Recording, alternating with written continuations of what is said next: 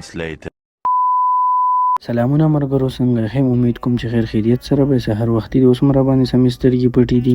زموږ د مسافرو داسې ژوند دی چې سهاروم د وخته پاسېدلی او ماخوستون هم نه وخت راتللی، نو ځکه مو خوب کم ځان تیارو د خیر سره او ګورو نن ورځ هم د خالي ده چې نن به څه کوو او کم خوا به ځو. نو راځئ زموږ سره دا ویډیو پوره وګورئ. که ویډیو مې خوښه شوي نو پلیز زموږ چینل سبسکرایب کړئ او لایک کړئ او کمنټ هم ښایسته غونته کړئ. ځان مو تیار کړو د خیر سره ځو داسې د کار په مزه د کوره راووتو د خیر سره ځو د کار په طرف. د نورو ورځو په شان نننۍ ورځ هم ډېره مصروفه ده، خو د خپل کور لپاره محنت کوو لګیا یو. تاسو هم راته دعاګانې کوئ چې الله دې غوڼ مسافر سره زموږ کامیاب کړي. بس د زندګۍ یو اصول دی چې څومره د محنت نه تښتې دومره وروسته پاتې کېږي. بس راووتو د رزق په تلاش کې، الله دې پکې برکت ورکړي. مو یو امید دی او دماغ مو دا سوچ کوي چې دا نننۍ ورځ ښه لاړه شي د خیره سره.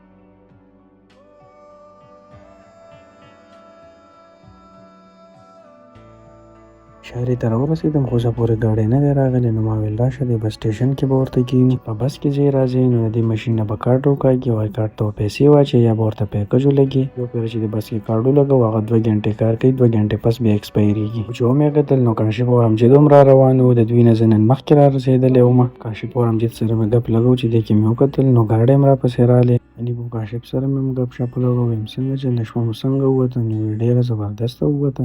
بس ګپ شپ مو لګوو د خیره سره راورسېدو کمپنۍ ته. په دې کې لطیف خان راغلی، لطیف خان سره مې میلاو شو او ساجد خان راغلی او د هغه سره مو خیر په خیر وکړو. نن ورځ هم د خالي وه او د خیره سره دا یوه تلاجه ده راسره، دا به وړو د ریاض نه بر د هلکانو سره میلاو شو. موږ واپس وکړو بیا پته نه لګي، سبا به بیا ګپ لګو د خیره. په دې کې کاشف را روان و، کاشف سره میلاو شو د خیره سره. بس اوس به ځو رواني وو. لطیف او عاطف خان زما په انتظار وي، شا به زر کوه دا ته څه سلو کېږي.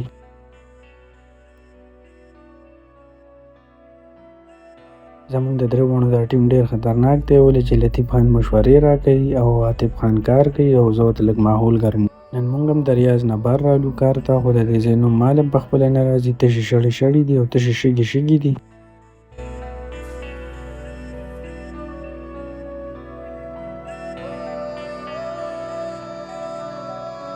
لاره ډېره زیات وه نو ما ویل راشه لږ خوب پکې وکړه. نو زه خو پکې ویده شوی وم، یوه ګنټه نیمه خوب مې پکې وکړو، خو دې کې لطیف راپاڅولم وي بس که خوب دې ډېر وکړو بس ته اوس به کار وکړه. بس راورسېدو د خیره سره د کسټمر کور ته، خو لطیف ته مې ورته وروخېږه ته یې راکولاو کولې چې زه ټیک نه یم. بس لطیف ته لاجې له لږه دیکه ورکړله، لږ یې را مخکې کوله، خو دا سودی ډېر چینجن و، د ویې چې ډېر دیکې وله مه ورکوئ دا خپې خرابې نه شي. ما ویل دا خو به لازم لږ را مخکې کړې نو بیا به کوزي. مزه مو را کوزه کړه، ولې چې سودا مو په سر ولاړو. بیا مې لطیف ته ویم په مزه یې ونیسه چې دن یې وله په خلا تلاجه مو ته کوزه کړه، ولې چې نن د هفتې ورځ وه. زموږ د هفتې په ورځ 2:30 بجې چوټي کېږي نو هاف ډے مو الحمدلله کار مو ختم کړو د خیره سره. نو راځئ په لاره به د سعودي عرب روډونه خوښ ځایونه وښیمه.